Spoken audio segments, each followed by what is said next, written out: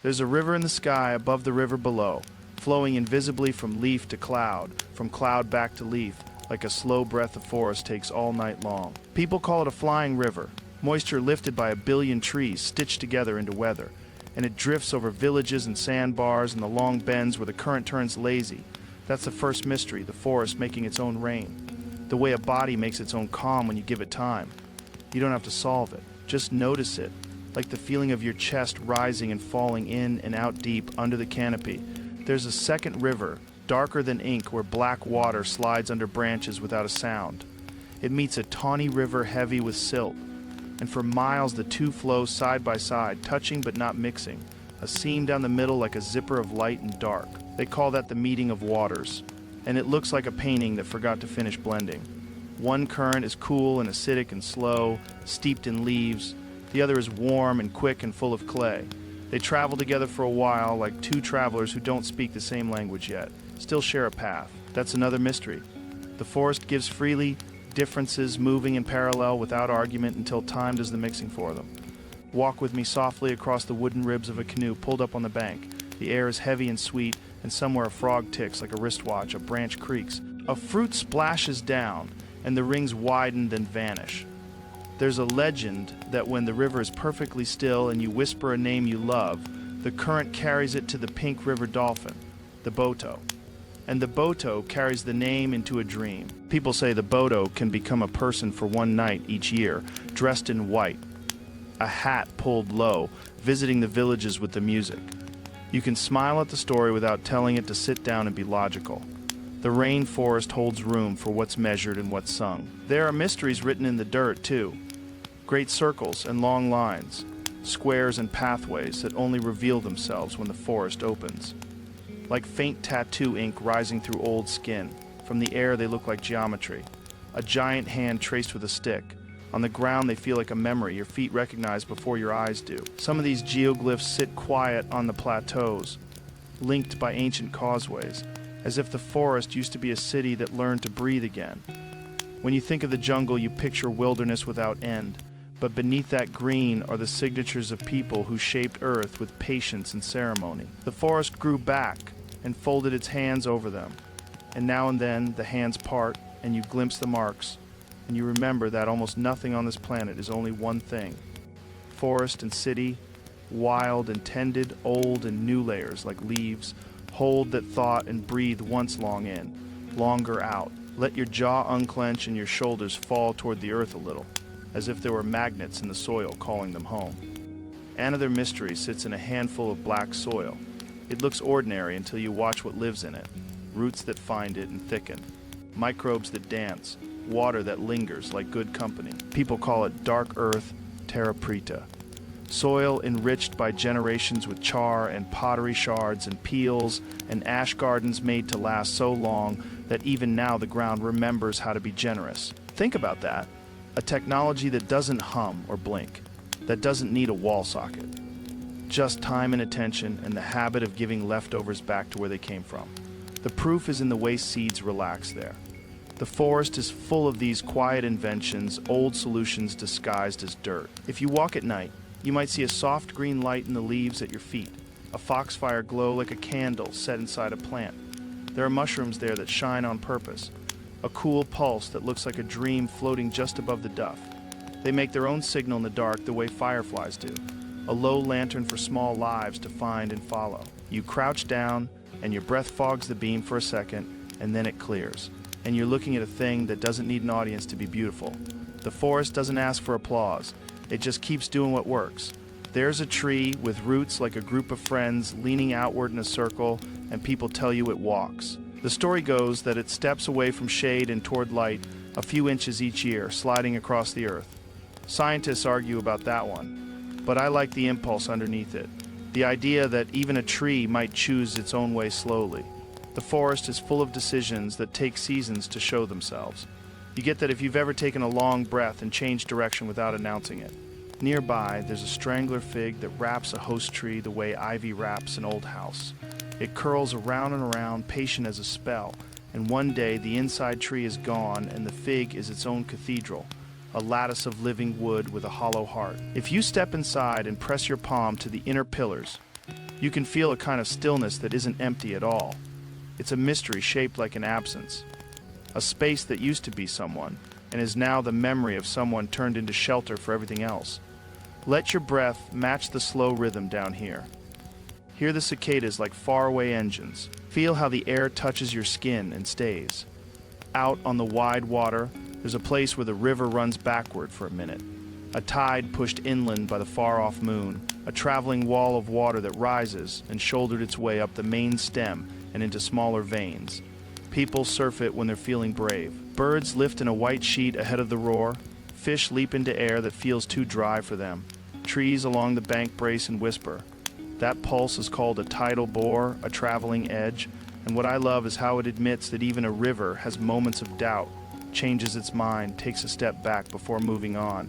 You can live like that too and still be a river. In the afternoon heat, you might see a line of leafcutter ants carrying green flags along a dirt path like a parade that forgot its band. Follow the trail and you'll find a fungus garden underground, a tended city with nurseries and trash heaps and warriors and farmers, all organized without a single voice shouting orders. A queen sleeps at the center like a heartbeat. The mystery isn't that they do it. Ants have been doing it for a long time. The mystery is how something so small can be. So sure, if you let your day shrink to one task at a time, you can feel that kind of certainty click into place. Pick up the leaf, carry it home, feed what feeds you. There's another electric city under the water. Fish that sense in electricity, the way we sense in light. They feel the shape of a log in a river too muddy to see the bottom. They recognize each other by a signature hum. One fish writes messages in volts, another reads them in the muscles along its sides. Some of them can deliver a jolt that makes the world go white for a second. A thunderclap in a small body. Imagine living in a house where the walls are made of sound you can hold. That's the river for them. And one mystery it hands us is how many kinds of seeing there are. On a sandbar that wasn't here last year, macaws gather in a bright cloud to eat clay. They hang upside down and press their beaks into the soft bank and come away with a taste of earth. The parrots know something we had to learn in a lab, that the clay binds the bitter chemicals in the seeds they love, turns a sting into a meal. The habit looks odd until you see the sense behind it, and then you wonder how many little choices like that are happening around you all the time. Right now, somewhere in the leaves, a monkey swings past a fruit because it's not ripe enough for its belly but perfect for the bats, and so the tree gets both a night courier and a day courier, and the seeds travel farther, and the forest redraws itself every season, like a painter never finished with a canvas.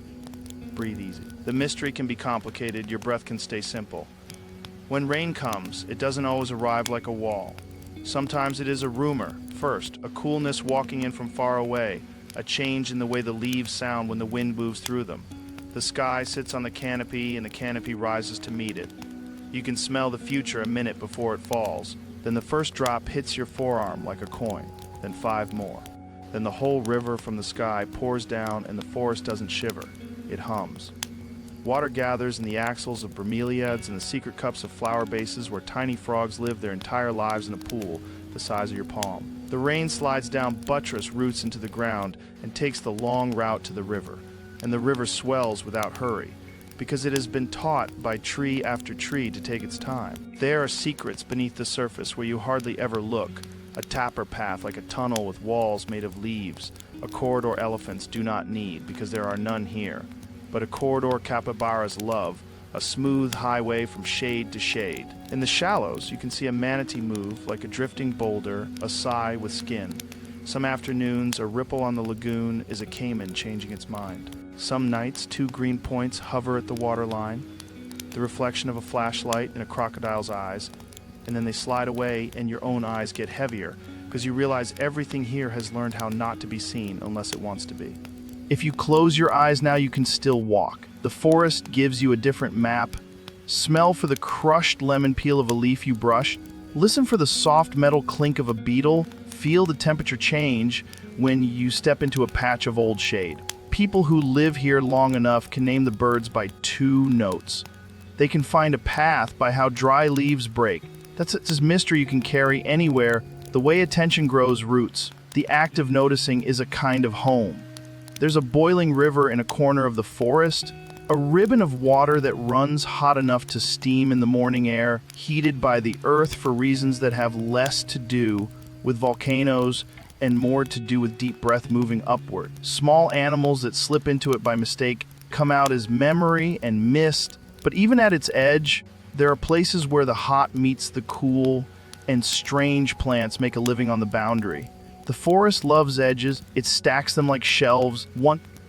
Explorers came looking for a lost city El Dorado, a name bright enough to blind you to the ground under your feet. The real treasure sits in plain view, in the way the forest keeps secrets without malice. People dreamed of walls and gold. What they found were gardens and earthworks and villages stretched along ridges, connected by causeways and canals like beads on a thread. The mystery is not that people were here in great numbers. The mystery is how the forest could fold them back into itself so thoroughly you'd walk past 1,000 lives and never know it unless you learned how to read dirt.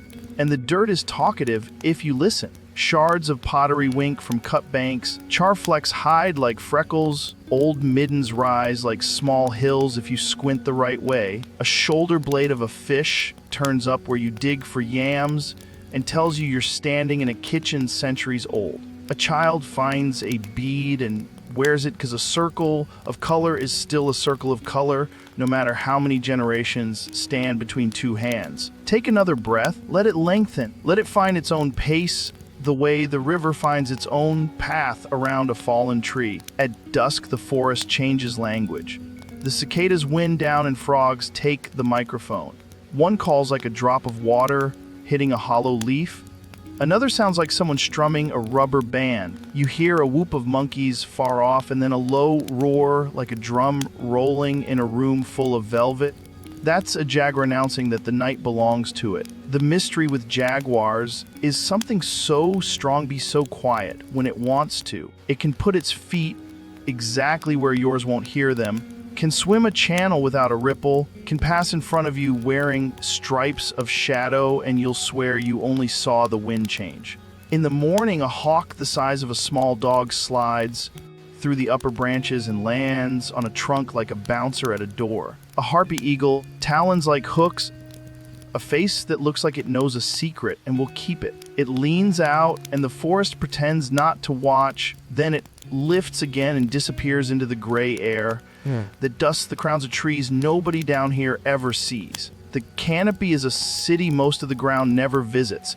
Orchids open windows there. Monkeys take alleys between boughs. The river of air runs strong and soft, and the leaves turn their faces like people at a parade trying to catch the breeze for a second longer. Sometimes the mysteries are tiny. A glass frog with skin so clear you can watch its heart like a pearl ticking inside. A butterfly that looks like it's wearing bits of stained glass on its wings, and when it lands, the jungle comes through its panels. A stick insect that disappears by remembering how to be a twig so completely it fools itself into being calm. A seed with a wing spirals down and lands gently in a patch of light the size of your hand as if it had planned it. And then there are people, which is its own layer of wonder. There are communities that have lived in this green for longer than any of our maps have existed. People who know songs for when the river falls and different songs for when it rises, who know which vine cures a fever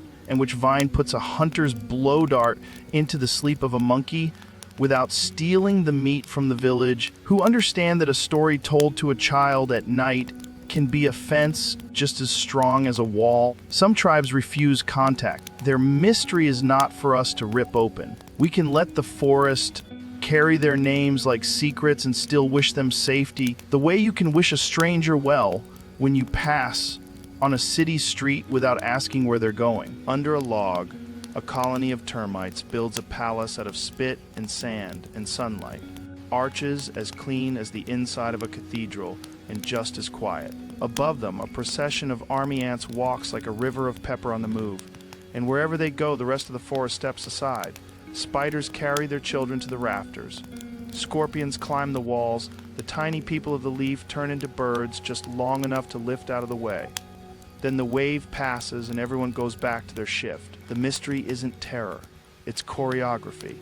If you listen, You'll hear the soft tearing of leaves where it sounds like rain even when the sky is dry. That's a sloth making a meal last. It moves as if someone taught it not to hurry, for reasons that made sense long ago and still make sense.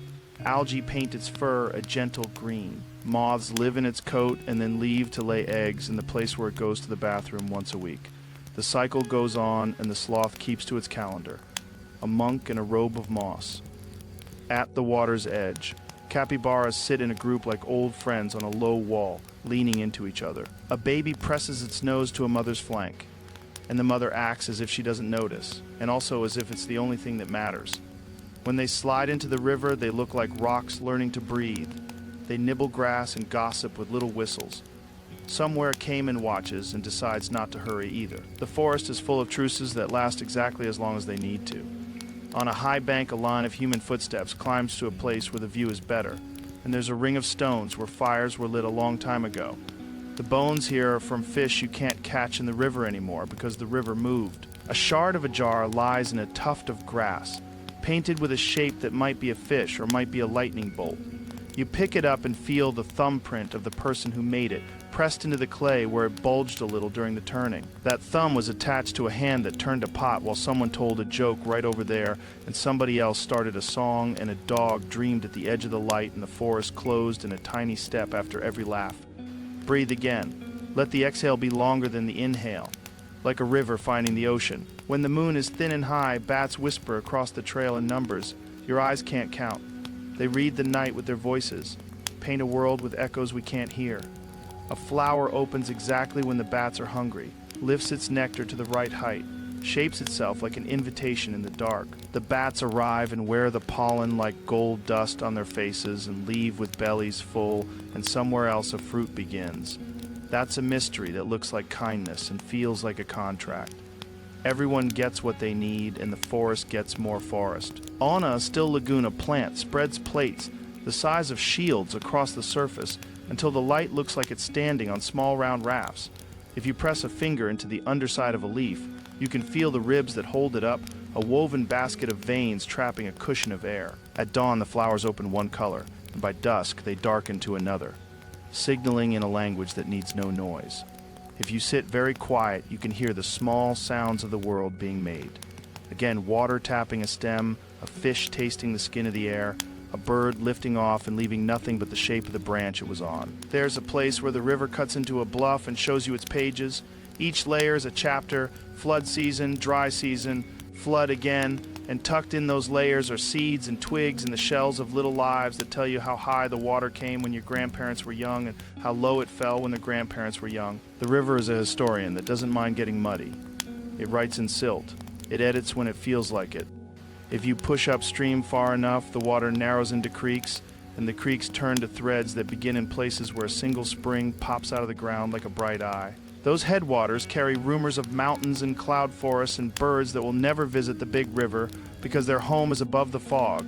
The mystery for them is not the ocean, it's the valley one ridge over. That's a good reminder. Not all journeys need to be long to be deep.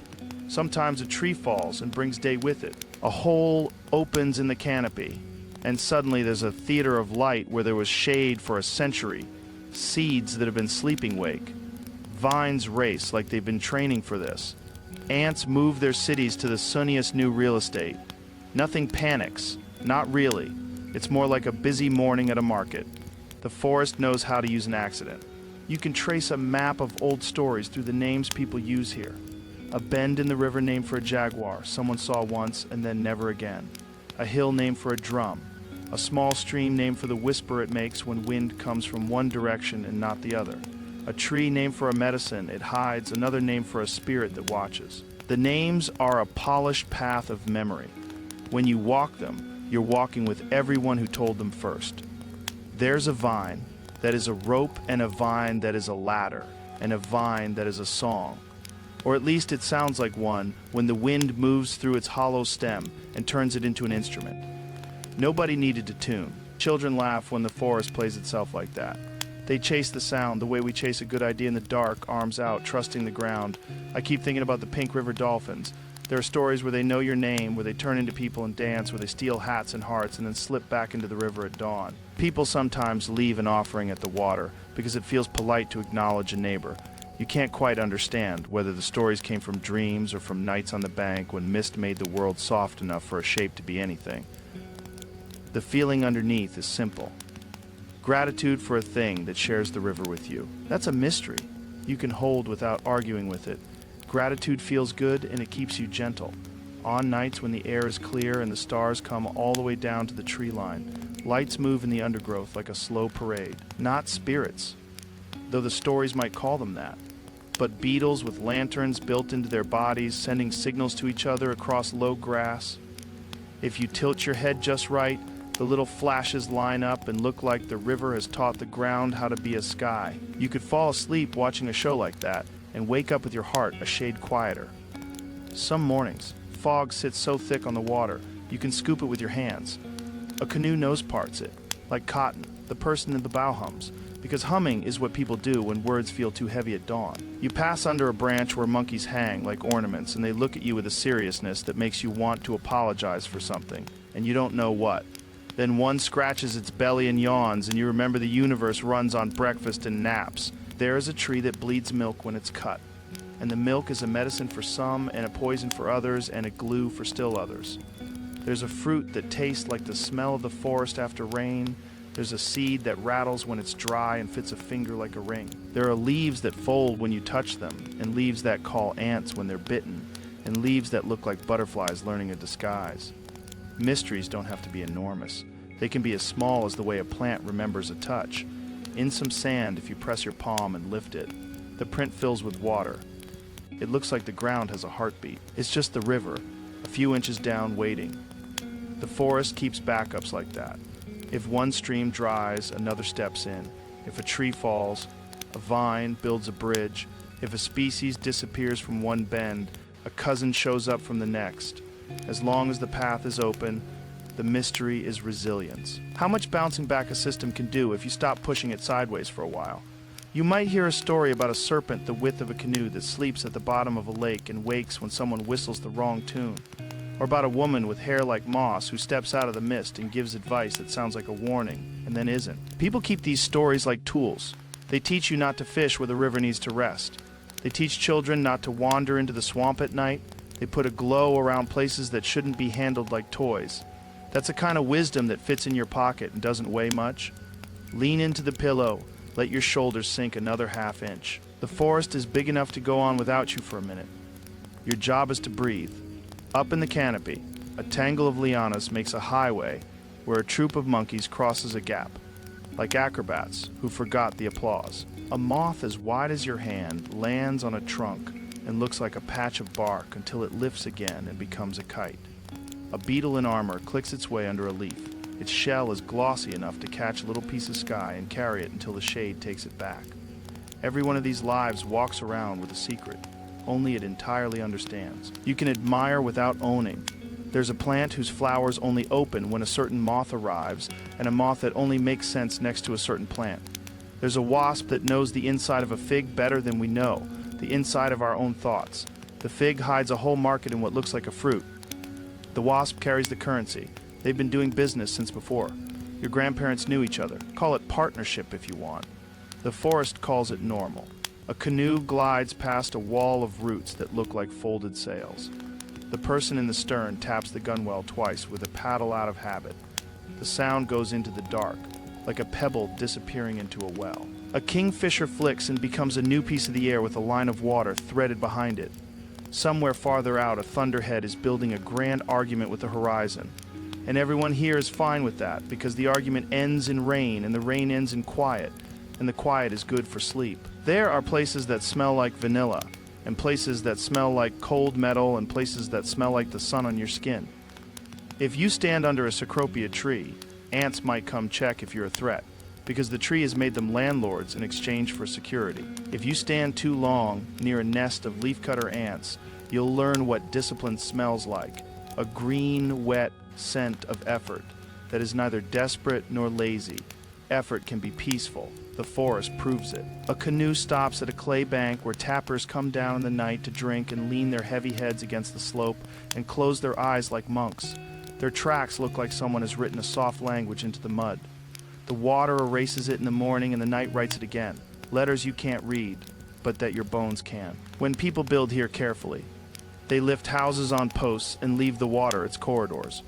They make paths that turn with the roots instead of cutting them. They hang hammocks to sleep because the air moves better that way and because a hammock teaches you how to sway and not spill. In the evenings, they sit and tell stories because stories pass information the way fruit passes seeds quietly across a distance. A child falls asleep halfway through, and the story does its work anyway. There's a mystery I love that fits in a single raindrop. Look close enough and you can see the canopy upside down inside it. A whole world contained in a bead the size of a tear. If a breeze comes, the drop trembles and shows you 100 tiny forests pretending to be each other. Then it falls and it's gone. And nothing is gone because the drop joins something larger and the picture returns at a different scale. You can live that way, a small piece of a big picture and still complete. When you put your hand to the bark of a certain tree, it feels like old leather. Another feels like stone. Another like the nose of a horse. Your skin knows more languages than your mouth does. The forest teaches them quietly. If you touch without grabbing, let your fingers be slow. The night likes it when you move as if time were plentiful. At the edge of a village, someone hums a song to the rhythm of paddles. In another house, someone tells a joke that has survived 3 languages and is still funny because the punchline is about how a human being can make a small mistake and still be loved. The laughter is soft, so as not to scare the night birds. The river takes the sound and sands it down the way it sands down stones until the noise is smooth enough to fit anywhere. You might think the greatest mystery here is size. The breadth of the basin, the length of the river, the way clouds bloom over it like thoughts. That's easy to feel, but I think the finer mystery is craft. The way the forest is made of 1,000 small agreements. I'll feed you if you carry me. I'll shelter you if you defend me. I'll bloom at dusk if you promise to arrive hungry. Everything here is a conversation, and none of it needs to raise its voice. Let your breath be part of that. In 4, hold 2, out 6. Again, the canopy is breathing with you, and doesn't mind slowing down to keep you company out. Where the river widens. The water looks like hammered metal at noon and like pressed velvet at night. If you lie back in a canoe under a sky without a single complaint in it, the stars look like they're caught in the branches and shaking loose whenever the wind moves. You can give each light a friend's name and let the boat turn slowly somewhere. A fish mouths the surface with a sound like a kiss. Somewhere, a nightjar writes cursive in the sky and only it can read it. You don't have to do anything but keep floating. When morning comes, the forest lifts its eyelids but does not get out of bed. Everything stretches. A troop of squirrel monkeys crosses a fallen tree in a line. A toucan hops down a branch with a beak that looks like it should tip the whole bird over and never does. A sunbeam finds a spider web and decides to live there for a minute. And the web becomes an instrument, a harp for dew. If you listen far enough, you can hear nectar moving in a flower's throat. That's a joke, but also it isn't. A mystery can be solved and still be a mystery if it remains beautiful after you understand it. The meeting of waters looks like a magic trick until you learn about temperature and speed and sediment, and then it looks like something better. Patience made visible. The geoglyphs become less lonely when you picture the hands that trace them. The dark earth becomes less spooky when you picture peelings and charcoal and years of small, steady choices. Understanding doesn't take the shine off anything here. It just makes you feel welcome in the room. It's late now. The frogs have taken over the choir. A breeze has found the edge of your blanket and smooths it, the way a river smooths a sandbar, a little at a time, without hurry. If a question comes to your door, how many secrets are in the roots under one tree? You can tell it gently that you're off duty. The tree will keep its own count. The ants will carry their banners. The bats will write their messages. The river and the sky will go on flowing into the river on the ground. The forest will remember your footsteps without bossing you around about them. Take one more long breath in. Hold it the way the canopy holds starlight for a second. Let it go, like a leaf letting go of a branch when it's ready, and somewhere very far away, and also very near, a pink dolphin turns and hears a name that matters, and carries it a little while, the way a current carries a leaf until the leaf finds a quiet place to rest. Sleep well. The mysteries will still be here in the morning. patient as trees and kind as rivers.